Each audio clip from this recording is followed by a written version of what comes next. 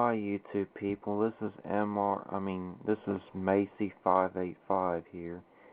Today we're going to be going over my minitor 2 fire pager. Let me go ahead and get it out of its charger for you real quick.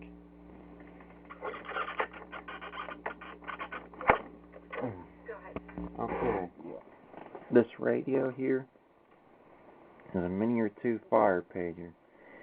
It has two knobs on the top, volume knob, and a channel selector knob. You can select the top channel, which you have to hold down this button to hear anything. Channel 1, which is what I have programmed, which is our fire channel. Then channel 2, which is empty. Over here is where your tone reads are that filter your tone so that your light comes on and beeps for your department that you have programmed. And then this is where the screw comes out so you can take this out of the case.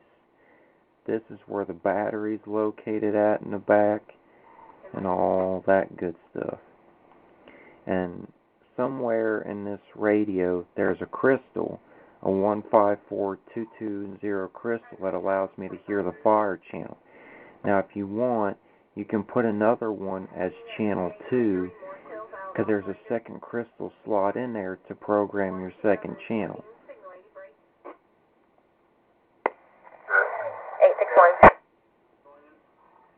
Now let's put this back inside the charger.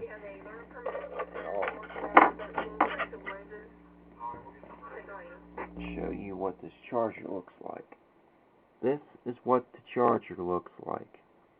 It's one of them base station chargers where you can turn the knob here for your volume, and then it all comes out of this speaker right here.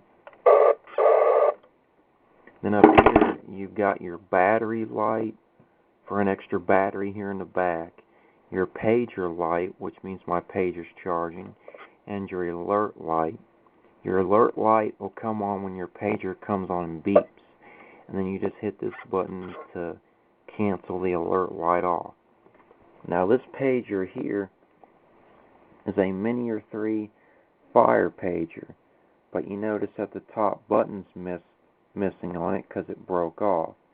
So I have to get that replaced, and then I have to get this programmed if I want to be able to use it.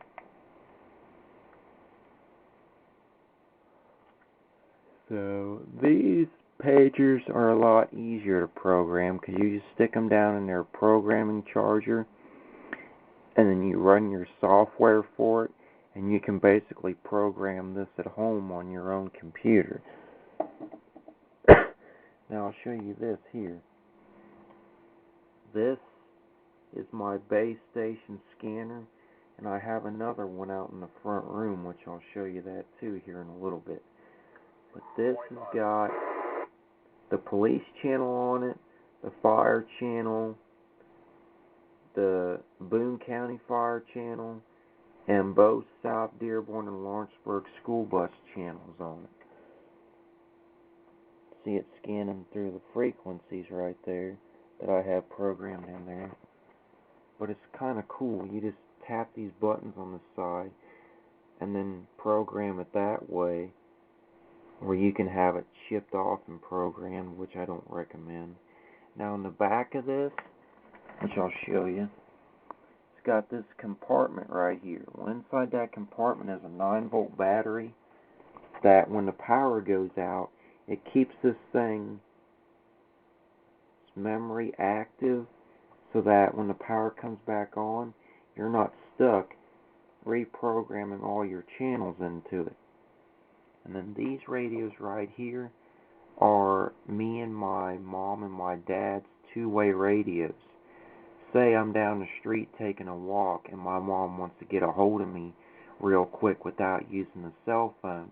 I just take one of these with me and she keeps one, and we can keep in contact with each other. Or say I'm helping my dad on an electrical job at somebody's house and he's downstairs and I'm outside, and he's feeding wire up to me from the basement. we can keep in contact with each other with these radios without having to scream and yell. These radios get a frequency range of 400 to 470. They cannot get 136 to 173. These only get the frequency range of 400 to 470. And these are walkie-talkies too. Now, if you'll follow me, folks, we'll go look at my other scanner. Oh, a thing I wanted to show you before we go see my scanner is this. That TV on the top is my second TV in case I want to put a security camera up to watch the front door.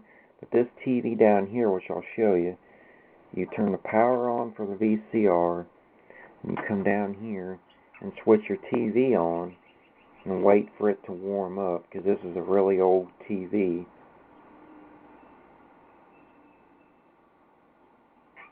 And looky there, you get a picture of my barn. That's a live video feed from my camera right there outside the window. It's that little black thing right there. That's what my camera looks like. Now I'll show you this. This is one of 3 of my weather radios. I've got one here mounted to the wall that'll go off for the test and for alerts. But now we'll go out here and show you my other scanner.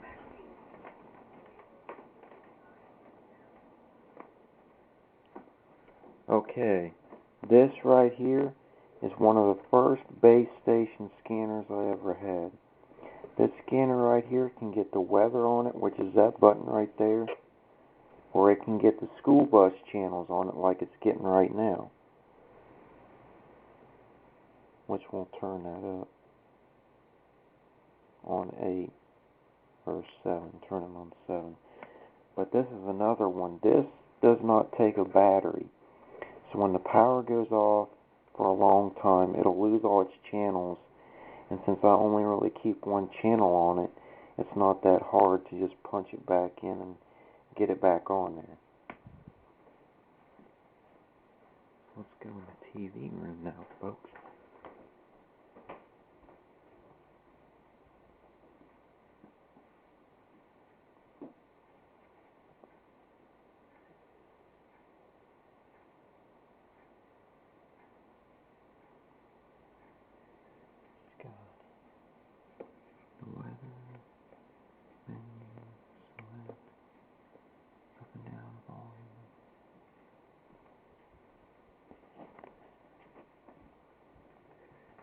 Okay, now we're going downstairs, folks. And by the way, that weather radio that you just saw was the second of the 3 weather radios that I have. That one right there was the first weather radio I ever bought for this house until I got the other 2. Now we'll come over here, and here's where the third one is. This is my third weather radio. It says public alert on the top, and it's got the icon flashing showing that it's in signal range, and it's got the weather, the up and down arrows, and the menu button, which is pretty nice. Now over here is one of 4 active computers that I have inside my house. We used to use this for coupons until I got rid of coupons.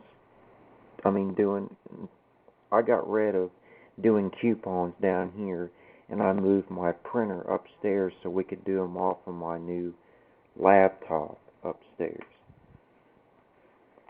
Follow me, folks, and we'll go upstairs to look at just a couple more things, and then I'll end this video.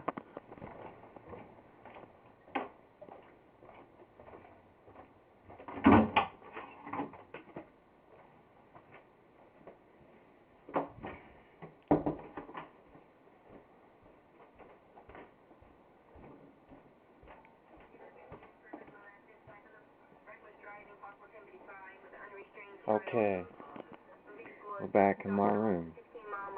This right here,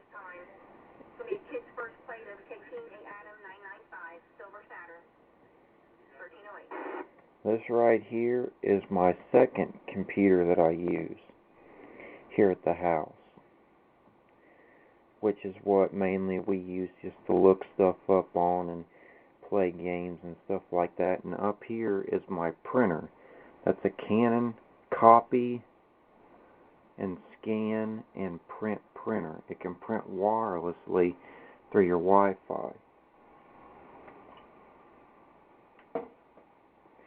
Now down here is my laptop. This is an HP Pavilion laptop that I have. It's a pretty nice laptop.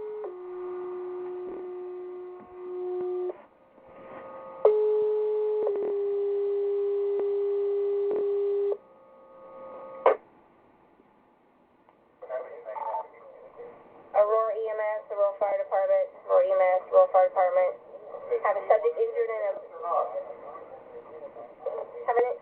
on a bike wreck in front of the Applewood. It's a 22-year-old male. What's your name, sir? So he is now advising he's not injured. At 1310. I'll let you go.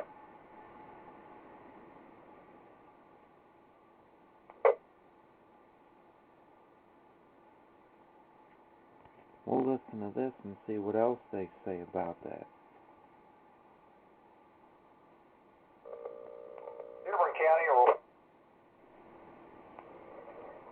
Aurora, he's declining assistance now. So you might want to send an officer.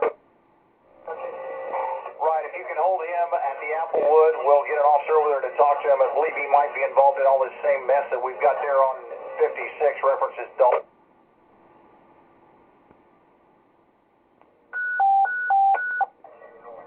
Attention Aurora Fire Department, Aurora EMS, disregarding me further. Subject is declining assistance at 1311 hours.